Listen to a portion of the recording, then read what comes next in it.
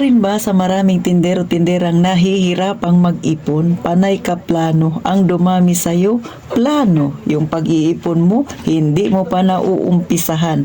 At ang katotohanan dyan, malapit ng mag-Disyembre, wala ka pa ring ipon. Bakit nga ba nangyayari ang mga ganyan mga kasari? Kahit na meron ka namang araw-araw na income.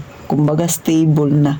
O yan ang ating pag-uusapan. Magre-real talk muna si Titintin. Pero bago tayo mag-umpisa, huwag mong kalimutan mag-subscribe ka na sa Palawen yung Tindera. Pakilike na rin ang aking video kung may natutunan ka, nakarelate ka, or nakakuha ka ng idea. Syempre, pakishare na rin mga kasari ng ating video. At sa lahat ng mga nag-subscribe, huwag naman kayong mag-unsubscribe. Wala namang bayad dyan. At ito na, umpisa na natin ang real talk at mainit-init pa nating chismis. Isang magandang gabi mga kasari-sari. At syempre, tindahan serye tayo. Pamumuhay ng mga tindero-tindera. Minsan may ups and down na kinakaharap ang ating tindahan. At gaya ng nasabi ko sa Titintin, ay may ups and down. Pero ngayon, panay ups tayo dahil magandang kita natin mga kasari. At syempre, nakaabot na si Titintin sa aking kota. Sumobra pa. Kaya kahit gabing-gabi na, ngiting wagi ang inyong Palawen na tindera. Pero nakakalungkot, ikaw na nanonood, magdi-Disyembre na wala ka pa ring ipon. Ang dami-dami ko nang nagawang ganyan na record na i-vlog ko na tungkol sa pag-iipon. Hindi ka pa rin nag-uumpisa. Sus Mariosip ka talaga. Ano nga ba ang dahilan mo? O yan yung ating pag-uusapan mga kasari. Baka ito rin yung isa sa dahilan mo. Alam niyo mga kasari, pagka kayo may tindahan, dapat mas malaki yung chance na makapag-ipon tayo. Huwag niya sabihin, barya-barya lang yan at Titintin, huwag ganun. Kahit na barya-barya yan, kung nag-umpisa kang nag-ipon noong January, bubuksan mo ngayong malapit na mag-Disyembre, malaking pera rin yan mga kasari. Yung iba kasi yung kanilang iniisip, barya-barya kasi at Titin, Huwag mong ilagay sa isip mo na pag barya walang halaga. Hindi mabubuo ang 1,000,000 kung walang piso. Yan ang isipin mo mga kasari. Kaya mag-umpisa tayo sa maliit, no?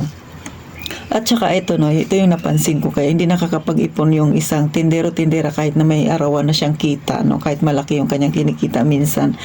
Kasi nga, nung wala pa siyang tindahan, nung nagtatrabaho pa siya, pilit niyang pinagkakasya yung sweldo niya, kasya naman.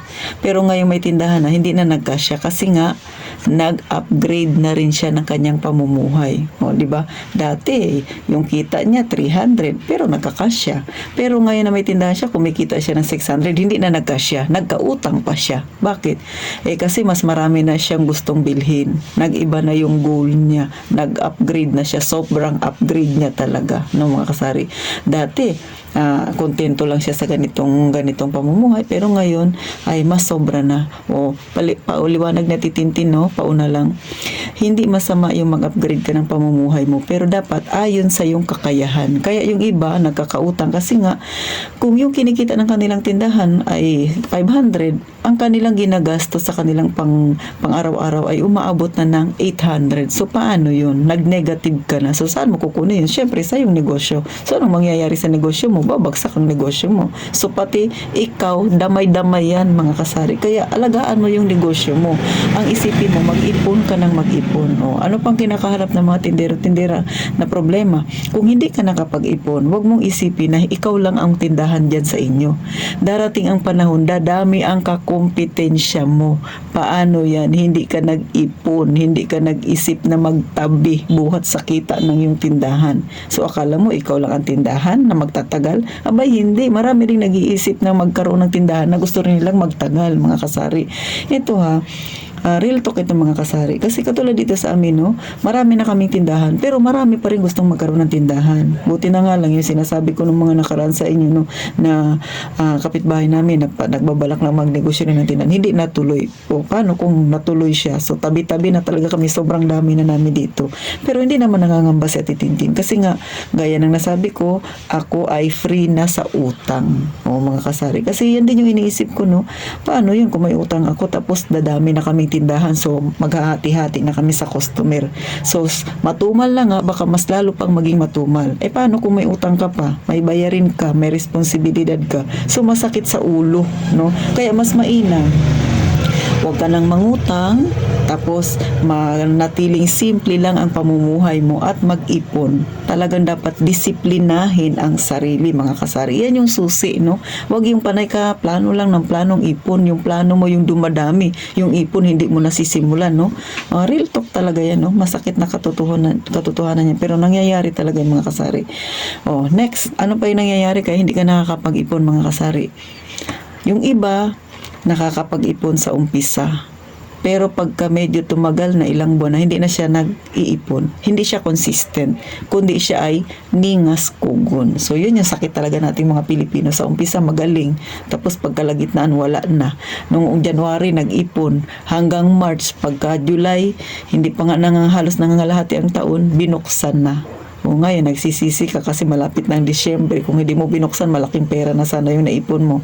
Diba? So, laging ang pagsisisi ay nasa huli, mga kasari, no? So, lagi nating tatandaan, hindi pa nangyayari yung problema, pero alam nating mangyayari. Dapat, meron na tayo kaagad na iniisip na plano. So, katulad ako, iniisip ko kaagad, no?